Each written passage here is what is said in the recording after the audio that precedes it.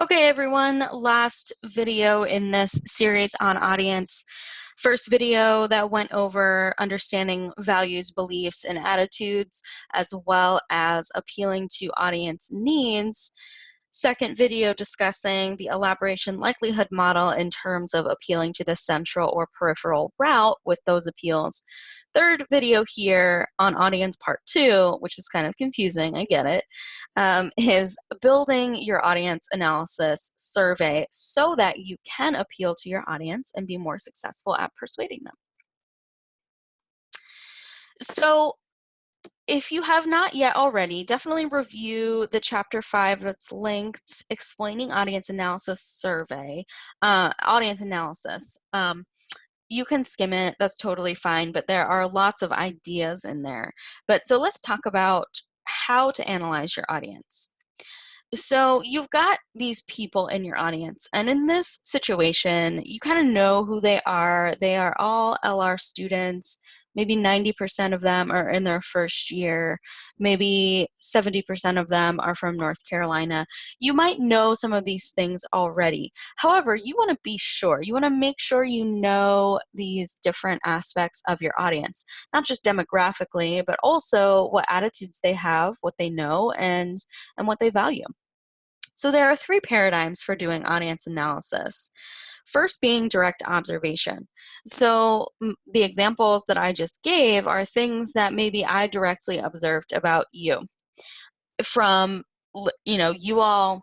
Well, you all actually gave me a lot of that information in the interactive syllabus, but also just with conversations before class, talking about where home is, what you're doing, what other classes you're in, the amount of times that FYE comes up. I can kind of make a conclusion about that, but also you told each other these things.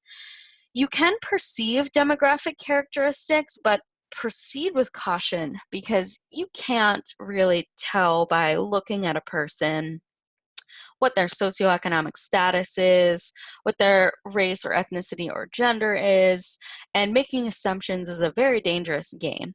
So you can, perceive from those senses in that way, but we're going to want to rely on some data sampling to actually get that information. And finally, just again, talking to your audience and learning about them. So one of the reasons that some of the attendance questions we've been doing have been kind of deep or interesting or thought-provoking is because you can see how your peers are responding to that. And you can use that information, and many of you have used that information in your previous speeches to really tailor your speech to your audience. So from our direct observations, we can make inferences. And this is where we're taking kind of the observations that we've made and making a conclusion about them. So in this example here, everything in purple is the observation. Huffing on hands, jumping up and down, hugging themselves, 7 a.m. and it's dark, and ran to the bus. So the person here is making some connections between these things. Huffing on hands and jumping up and down is moving around. Hugging themselves kind of ties to that. To keep warm is related to hugging, ran to the bus, and moving around. And then the 7 a.m. and it's dark, it's not summer. So we can kind of conclude that it's winter based on those observations.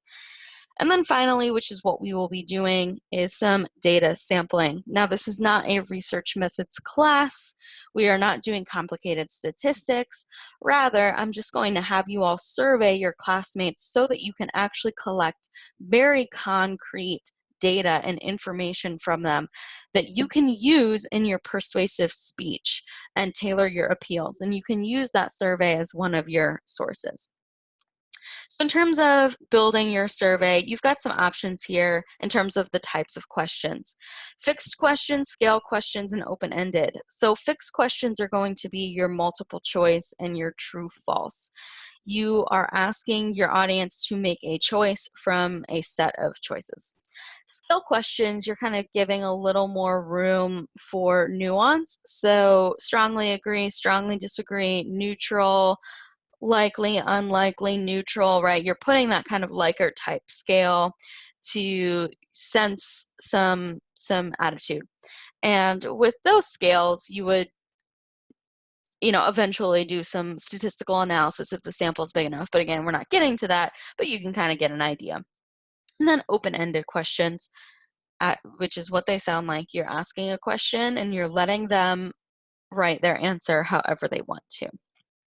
So for this module, I am asking you all to create an audience analysis survey and post it in the discussion for this module. So you can see here, and I haven't published it yet because I want this video to be in there, but you're going to just post links to your forms here, and I'm going to get there, and then that way you can all take each other's surveys. So to tell you more about what you're doing.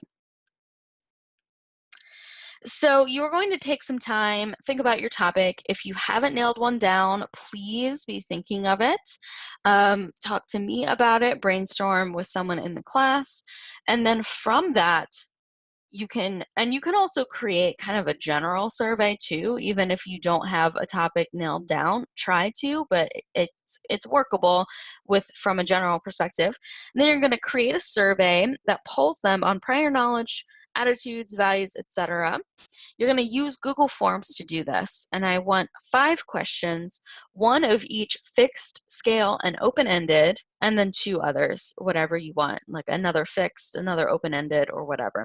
And you can do more than 5 questions, but keep in mind we are all taking everyone's surveys, so don't make them super long. And then you'll post your link to the discussion board in Canvas, tell us what it's about, and you'll take each other's surveys. So to walk you through Google, you all are familiar with Google Suite and you all have Google accounts.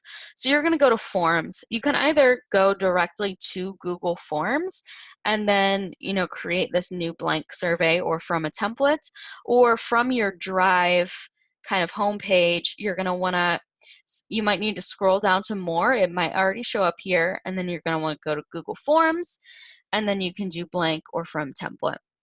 So that's how you're going to get this thing started. Then you're going to input your questions, your 5 questions, and make sure that you are checking that the questions are required because you want answers, but you can leave some not required. But then something you need to pay special attention to in your settings. So you all are part of the Lenoir-Rhyne University organization. Dr. Ahl is technically not part of the Lenoir-Rhyne University organization because my email is different and it's not in Google. So in order for me to be able to see your surveys and grade your surveys, I need you all to make sure you are unchecking that box. So uncheck the box that says restrict users in Lenoir-Rhyne and its trusted organizations. And then you'll also want to keep this box unchecked up here to collect email addresses because this is supposed to be anonymous. So that is what we have for the audience analysis survey. I'll also put some more written instructions in that assignment, and then you all can get started. Have a great day.